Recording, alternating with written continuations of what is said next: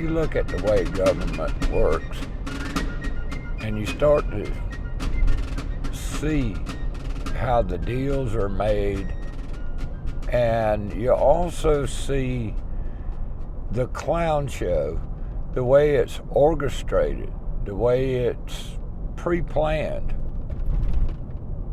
in a council meeting so that the agenda is pushed in the way that you want it to go. At the last council meeting, it was interesting, the trail of events that we discussed in the last Liberty Report, specifically that the attorney that formed the 501c3 for Marty Daniels and the rest of the crew out there in Boykinville ceded his time to Rene Castro. And Mr. Castro went on, and at the end of that 5 minutes, Jimmy Jones made a point of order to which his time is up, and then Miss Guinn said, Mr. Attorney, your time is up, and the next speaker is Rene Castro. Oh, Mr. Castro, you're right here. And then she may have said that she was going to allow this because this is a special occasion, special topic.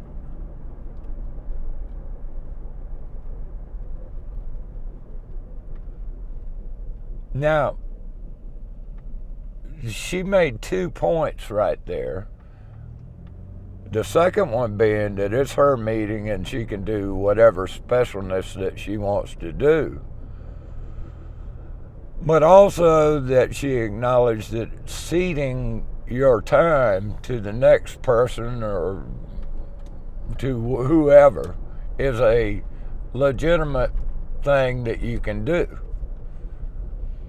But what is interesting is to consider, was this planned? Was this orchestrated? And to that, I would suggest some evidence by looking at the screen as the attorney cedes his time.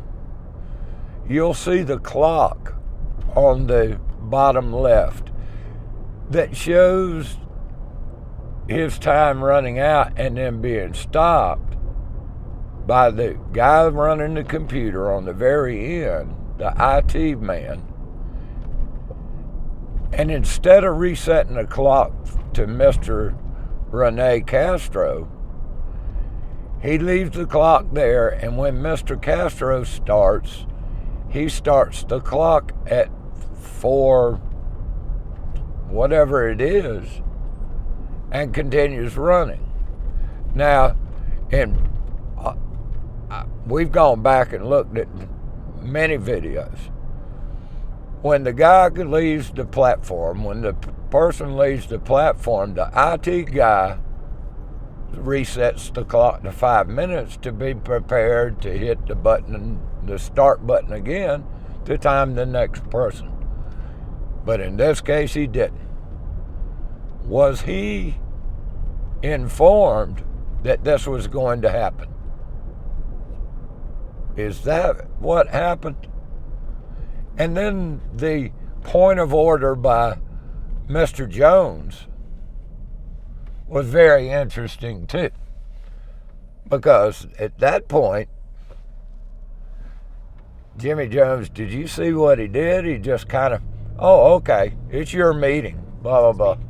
Pointed out the enormous negative impact the project would have on the environment, on our communities, on local historic sites, and on the already uncontrolled growth of Kershaw County.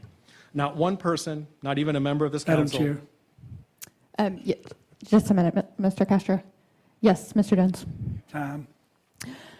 Okay, Mr. Detweiler, your time is up. The next speaker is Rene Castro, which you are Rene Castro. I'm going to allow you to continue. This is a very unique situation. And Mr. DeBose, does that violate No, any part of our rules? Okay. does not. Okay. All You're right. the chair, you're can the you, chair of the meeting. Can you start the timer? All right, Mr. Castro. So, ladies and gentlemen, I suggest to you that Jimmy Jones was playing his little game, and the whole thing was orchestrated. Now, this is how the dirty deeds and the clown show is prepared. The one with the most experience in their political games in this is certainly not Chairwoman Katie Guinn. Although she's a conniving little one and puts on a good show, she's not the experience. The experience here is not the IT man. He didn't come up with this idea. Only one on council with that kind of experience would be Mr. Jimmy Jones. But I would suggest that going into this meeting, Mr. Jones had already determined he's in an uphill battle. And then the fact that Danny Cato put up such opposition suggests to me that Jimmy Jones knew that Sammy Tucker, Derek Shoemake, and Brant Tomlinson were no's. And the only shift vote was Cato. And they put the pressure on. And that's why the clown shows began the whole public comment meeting. Then, at the end, when they were in discussion and all, and Miss Marty Daniels yells out from the crowd, in an unprecedented move, Chairwoman Katie Guinn lets Marty Daniels come up, and then Mr. Castro again. But if it's deferred, I want to make sure that we have this study back to make sure that we know what their plans are, whether it's widening it 3 feet or whether it's putting in 4 lanes or whether it's just putting in a couple turns. I want to know what I don't want to vote on something that I don't know what I'm voting on. Yeah, ma'am, I mean, I know exactly what I'm voting on. you know, I think it's, I think it would be very immature of me if I voted on something that I really don't know what they're going to do. I mean, this is all speculation. You know, when you said that there was an independent study that you're waiting to get back and a traffic study. Excuse me, there's no independent study. That's not what I said. I said we may have. Ms. Daniels, can you please come to the microphone? I'm sorry, I don't mean to be out of order. I said we feel forced to hire. I said we feel forced to hire an independent engineer from Vermont to come down here because we can't get information. We're asking that person to assess what's going on here. It's her meeting. But the pressure was on, definitely on Mr. Cato. I appreciate Mr. Cato's stance.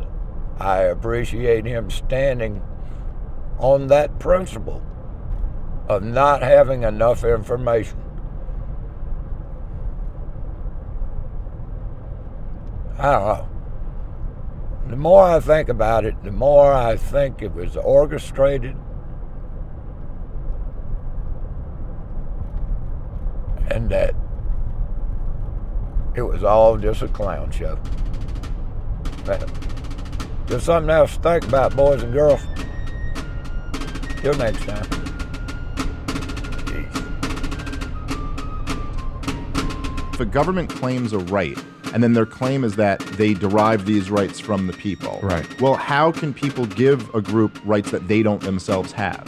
to steal from So each other. right, if we can't tax people, like I can't tax you, Yeah. where exactly does government derive this right from? And once you come to, you realize that the goal ought to be as voluntary a society as possible.